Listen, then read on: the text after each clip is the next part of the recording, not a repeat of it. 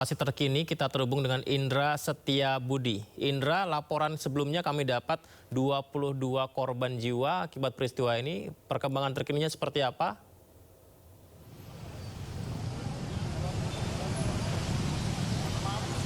Baik, selamat malam Yudi dan juga pemirsa. Dapat kami informasikan update terkini pasca terjadi kebakaran yang melanda di salah satu toko di spare part drone tanpa awak di kawasan Kemayoran, Jakarta Pusat.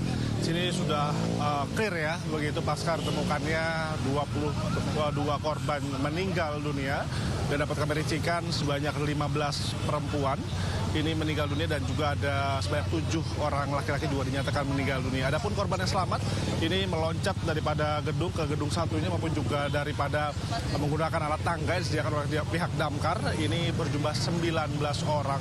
Yang mana terjadi kebakaran ini pada pukul jam makan siang, Yudi dan juga pemirsa. Yang mana memang ini sangat mengejutkan sekali dan pusat titik kebakaran ada di lantai 1 di salah satu toko ataupun gedung di kawasan tempat kami melaporkan ini. Dan kalau mendapatkan informasi daripada kepala pemadam kebakaran bahwa memang tim pemadam kebakaran ini berhasil memadamkan api di lantai 1 menjadi titik adanya api di kawasan ini. Namun memang atas asap yang cukup tebal sehingga kebanyakan karyawan ini meninggal dunia lantaran asap ini cukup tebal sekali untuk menuju ke atas sehingga para karyawan ini berlari untuk menuju menyelamatkan atas ke rooftop di lantai 6. Adapun korban meninggal dunia ini ditemukan di lantai 3, di lantai 5 dan paling terbanyak ini di lantai 6 ataupun di rooftop. Yang mana kalau kami informasikan bahwa setidaknya terdamkar mengerahkan sebanyak 40 unit mobil maupun juga 100 personil guna untuk memadamkan api. Dan juga tadi kami juga memantau bahwa Puslap 4 Polri juga sudah melakukan olah TKP bahwa untuk hasil sementara bahwa ini untuk awal terjadi kebakaran ini terletak pada baterai drone begitu yang menyebabkan ini menyambar ke ruangan-ruangan lainnya begitu, Yudi dan juga pemirsa. Adapun tadi Puslap 4 juga mengatakan bahwa 22 korban ini ditemukan secara utuh, tidak perlu dan mudah untuk dikenali dan tidak perlu untuk melakukan tes DNA maupun juga proses identifikasi lebih lama ataupun panjang begitu ya. Dan sehingga masyarakat ataupun orang tua ataupun keluarga yang merasa kehilangan ini bisa langsung ke posko yang telah disediakan. Salah satunya di tempat kami melaporkan di Kemayoran, Jakarta Pusat ini, dan ada satu posko lagi di Rumah Sakit Polri Kramat Jati. Adapun tadi kami juga memantau Gubernur DKI Jakarta juga turut memantau ataupun meninjau secara langsung sehabis maghrib tadi, Yudi dan juga pemirsa, bahwa memang Pramono Anung ini menyampaikan turut berduka cita sedalam-dalamnya dan pihaknya selaku Provinsi DKI Jakarta akan menanggung secara penuh terkait lahan pemakaman maupun juga ini untuk biaya-biaya korban yang luka-luka maupun juga yang lainnya ini akan ditanggung untuk biaya rumah sakit dan lain sebagainya. Ini untuk upaya daripada Pemprov DKI Jakarta untuk melakukan untuk meringankan beban para korban yang tinggalkan. Dan kalau kita bisa informasikan bahwa memang untuk seluruh korban sudah dibawa ke RS Polri Kramat Jati dan nanti keluarga bisa langsung menemui ataupun menuju RS Polri untuk mengenali apakah korban yang ditemukan meninggal dunia ini sanak keluarga atau tidak. Dan kami juga menginformasikan bahwa bagi Anda ataupun keluarga yang saat ini masih merasa kehilangan, bahwa memang posko-posko ini guna untuk menampung semua masyarakat yang merasa kehilangan sanak saudara nanti akan kembali dicari begitu, apakah masih di dalam ataupun memang sudah clear. Tapi kalau kita bisa informasikan, Yudi, memang untuk di dalam ini sudah clear dan memang untuk korban jiwa ini berjumlah 22 orang dan saat ini sudah berada di RS Polri Kramat Jati. Demikian, Yudi, kembali ke Anda. Baik, terima kasih banyak Indra sudah melaporkan langsung dari lokasi di Kemayoran, Jakarta ya. Selamat bertugas kembali, Indra. Terima kasih. Polisi sendiri menyebut sejumlah penghuni ruko yang terbakar di Kemayoran sempat mencoba memadamkan api sebelumnya, tapi tidak berhasil, pemirsa. Ini akibat minimnya akses untuk evakuasi diduga jadi penyebab utama jatuhnya banyak korban. Terakhir angka korban adalah 22, di mana 7 orang laki-laki dan 15 orang perempuan. Saat ini dari Damkar sedang merapikan alat-alat, dan nanti setelah semua rapi, maka petugas kepolisian akan mulai melakukan olah TKP awal bersama Lapor sudah hadir untuk mencari sebab dari kejadian kebakaran ini. Dan untuk ke-22 korban saat ini sudah dibawa ke rumah sakit Polri, dan dalam proses evakuasi tadi juga terdapat beberapa petugas yang terluka karena pecahan kaca dan sebagainya.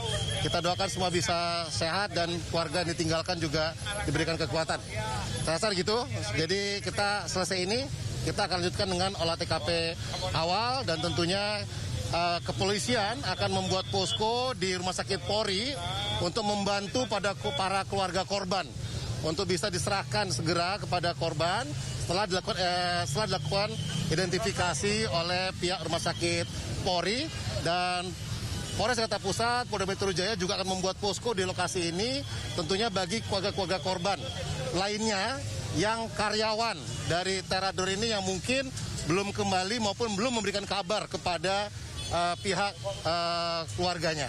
Nah, ini kami akan coba telusuri, dan nanti juga akan kami sisir ulang terkait dengan lokasi kejadian ini. Saat ini juga masih kondisi masih pekat, petugas juga belum bisa masuk.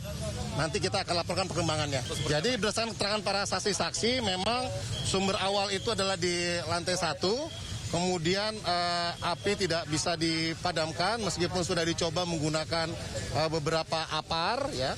Kemudian asap sudah mulai naik ke lantai 2, 3 dan seterusnya, sehingga mungkin oksigen juga kurang, sehingga banyak yang meninggal karena lemas kehabisan oksigen di atas. Namun demikian, nanti terkait dengan sebab kejadian kebakaran ini nanti akan kita sampaikan lebih lanjut, tentunya butuh scientific investigation, ya.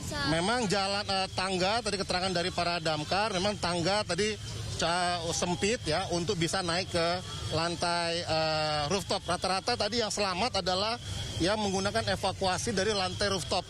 Mereka naik ke atas, kemudian baru nyebrang ke gedung sebelahnya. Nah, itu yang bisa diselamatkan. Sebagian mungkin sudah lemas, tidak punya tenaga untuk bisa langkah ke rooftop. Gitu, ya. Tadi ada variatif, ya, nanti kami tinjau lagi. Tapi rata-rata di lantai 3, 4, dan 5. Termasuk tadi 6 yang paling rata, kalau dari 6 itu bisa langsung ke rooftop. Kedua tadi yang satu orang terakhir, ya, itu yang ada di lantai 6. Lift juga sudah dibuka, tidak ada korban. Tentunya kita semua berduka. Kepolisian juga berduka, semua berduka. Semoga korban semuanya diterima amal ibadahnya. Terima kasih. Untuk membahas kira-kira apa penyebab jatuhnya banyak korban dalam kebakaran ruko di Kemayoran, sudah bergabung bersama kita pakar keselamatan dan kesehatan kerja Universitas Indonesia, Profesor Fatma Lestari. Selamat malam, Assalamualaikum, Prof. Fatma. Waalaikumsalam, selamat malam, Mas Yudi. Terima kasih banyak, Prof, sudah bergabung di Sindo Prime. Prof, peristiwa yang terjadi sore hari tadi mengejutkan kita semua dan sangat mengerikan proses evakuasinya, dan ternyata ketika diumumkan korban jiwanya 22 orang. Kita lihat yang selamat justru yang di rooftop menggunakan tangga darurat, itu juga sangat dramatis. Pelajaran apa yang kita bisa petik ini, Prof? Karena kan banyak sekali gedung-gedung bertingkat seperti ini yang juga kita bekerja di situ gitu, masyarakat ini, Prof. Ya, yang pertama adalah early warning sistemnya mungkin tidak berfungsi atau tidak efektif dan efisien dalam memberikan alert kepada para penghuni bangunan gedung. Itu yang pertama. Yang kedua, ketika terjadi kebakaran, tentunya kalau sistem proteksi kebakaran berfungsi dengan baik, maka api yang terjadi itu bisa segera langsung dipadamkan. Dan kalau kita lihat begitu banyak nyawa yang melayang, menurut saya juga jalur evakuasi, kemudian proses evakuasi yang mungkin karena ada delay atau tidak ada early warning system atau alarm yang mungkin tidak berfungsi, atau kemudian juga sistem proteksi kebakarannya juga tidak berfungsi, maka seluruh faktor-faktor ini menjadi penyebab begitu banyak nyawa yang melayang.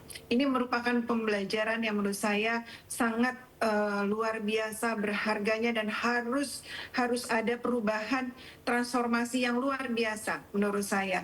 Kita tidak bisa membiarkan kejadian kebakaran yang menelan korban jiwa dengan jumlah yang sangat banyak ini. Prof, kita lihat gambar ini, Prof. Proses evakuasi dramatis menggunakan tangga. Entah ini tinggi sekali ini dari atap gedung dan korban harus, saya pikir ini juga beradu dengan maut ya, sangat-sangat berbahaya sekali tanpa ada kepastian keselamatan, apakah menggunakan rompi keselamatan atau ada tali menyangga, tidak ada sama sekali begitu. Apakah seperti ini adalah sebuah upaya yang menunjukkan bahwa ya warning system tidak berjalan di sebuah gedung tersebut, Prof? Ya, kalau untuk proses evakuasi, memang ketika sebelum terjadi kebakaran itu harus jalur evakuasi itu sudah disiapkan. Ketika sudah terjadi seperti ini, kalau jalur evakuasinya tidak memadai, mulai dari early warning-nya yang tidak berfungsi, sistem proteksi kebakaran yang juga mungkin tidak berfungsi atau tidak optimal, maka akan menelan korban jiwa. Kemudian jalur evakuasinya juga mungkin tidak dapat jelas terlihat atau terhambat, terhalang, sehingga para penghuni gedung tidak dapat melakukan evakuasi dengan segera dan pada jalur yang tidak membahayakan bagi dirinya. Karena banyak korban, kalau saya lihat ini asapnya ini sangat tebal dan luar biasa. Ini menunjukkan juga smoke controlnya juga tidak ada. Jadi pengendalian dari asap itu tidak juga berfungsi begitu. Jadi banyak sekali faktor yang tidak berfungsi dan tidak bekerja secara optimal di sini. Seharusnya kan ada standar pembangunan sebuah gedung yang ada di Jakarta ini ya, atau di kota-kota besar di Indonesia begitu. Apakah mayoritas gedung di Indonesia, katakan begitu secara umum, ini sudah memenuhi smoke control, warning system, jalur evakuasi, atau hanya dibangun saja langsung ada aktivitas kegiatan pekerjaan di situ, Prof? Ya, selain sertifikasi layak fungsi, bahwa sebuah gedung itu harus dipastikan memiliki sertifikasi layak fungsi, bahwa seluruh sistem proteksi kebakarannya berfungsi dengan baik. Namun dalam perjalanannya tentu pasti ada harus ada audit dan juga inspeksi dan audit secara berkala untuk memastikan bahwa seluruh sistem proteksi kebakaran ini bekerja dan berfungsi dengan baik.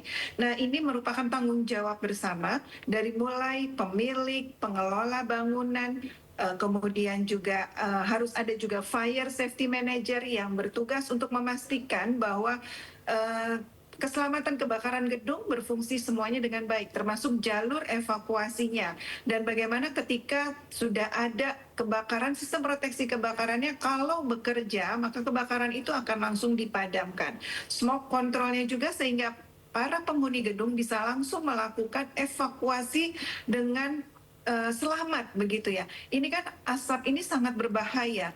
Banyak korban yang meninggal dunia bisa saja bukan karena terbakar api secara langsung, tetapi mengalami smoke inhalation, mengalami keracunan karena dari asap-asap yang beracun ini. Justru ini juga sangat membahayakan. Nah, perlunya smoke control tadi adalah mengendalikan asap agar tidak mengganggu jalur evakuasi bagi para penghuni gedung.